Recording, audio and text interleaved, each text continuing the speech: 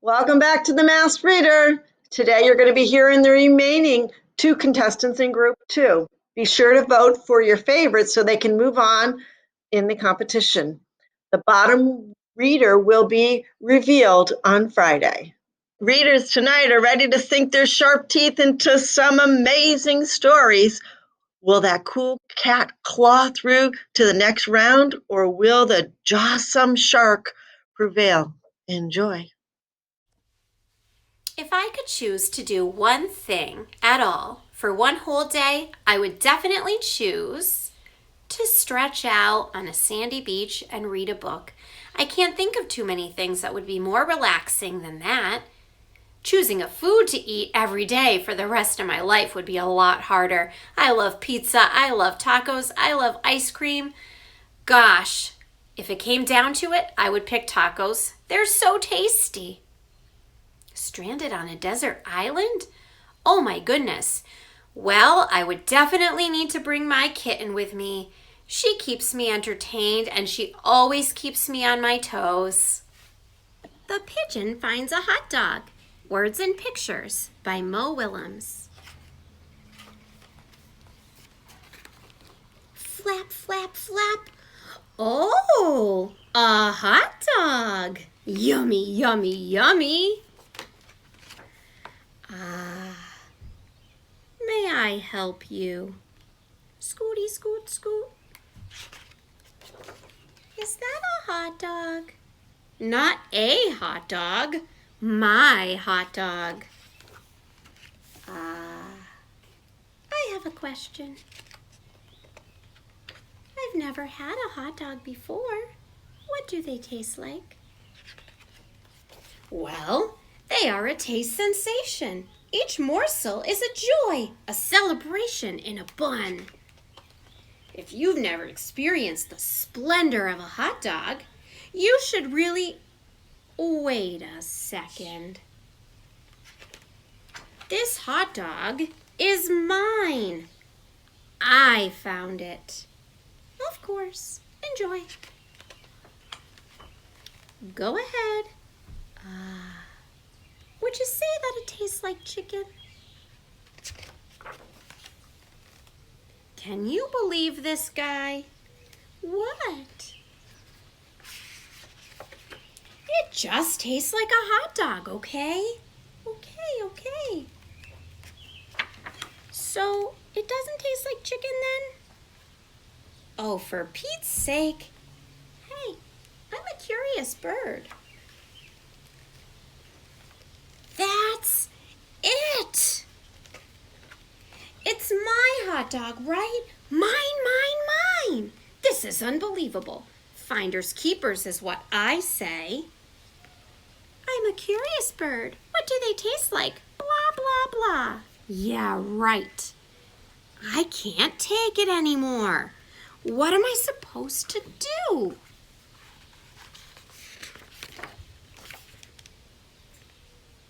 I think I've got an idea. You know, you're pretty smart. For a duckling, needs mustard. If I could do anything, it'd probably be to take a nap. I haven't had a nap since never because sharks don't sleep. If I could eat one thing for the rest of my life, it'd probably be hot Cheetos and Takis. If I could only bring one thing to a deserted island, it'd probably be sunscreen. Hey everyone, it's Sharky here, and I am super excited to be back for round 3. I was so excited that you guys voted for me that I wanted to do something a little bit different this week, so I decided to write an autobiography about myself, Sharky. So I am sharing my screen with you, and I hope you enjoy it. For those of you who don't know me, my name is Sharky, aka Sharky the Shredder, and I'm a professional surfer. Since I've been reading to you these past few weeks, I thought it would be a good idea to tell you a little bit about my life story. You know, it's not easy growing up as a great white. I had 11 brothers and sisters. With that many sharks around, it wasn't always easy to get a spot at the chum bucket.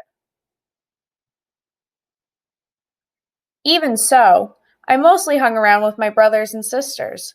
It's not that I didn't want to make friends, it's just that every time I would swim up to someone, they never wanted to play with me.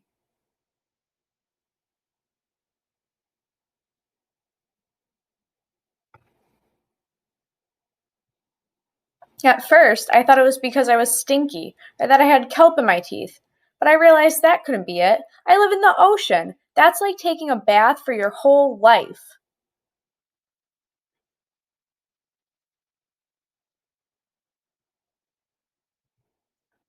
Life wasn't too bad, though.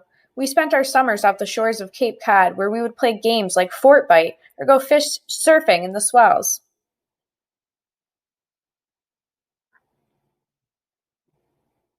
Once I was old enough, I started migrating down to the Gulf during the winter for some warmer waters.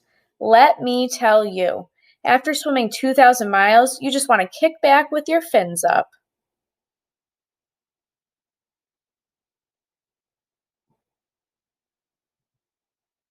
The Gulf was fun, but the summers could never come fast enough. I would always dream of going back to Cape Cod and surfing the waves.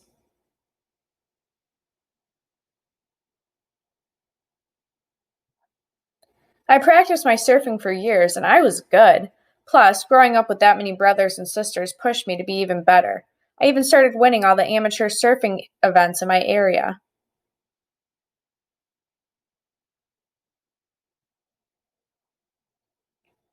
It was around this time I ran into a shark named Lola. She was a surfing scout. That meant she swam the oceans looking for good surfers. She told me about her friend Tiger Shark. She was a professional surfer out in a place called Hawaii. Lola told me about the crazy waves they had out there and how Tiger Shark could help me become a better surfer. I really wanted to go to Hawaii, but it was 5,000 miles away, and that's a long swim. The furthest I had ever gone was down to the Gulf. I was also nervous about not making any new friends or getting embarrassed in front of the professional surfers. I decided it was best if I stayed where I was most comfortable. After a few more years of practice, I was winning every competition on the East Coast. I was getting a lot of recognition around town, and people even started to call me Sharky the Shredder. It was great.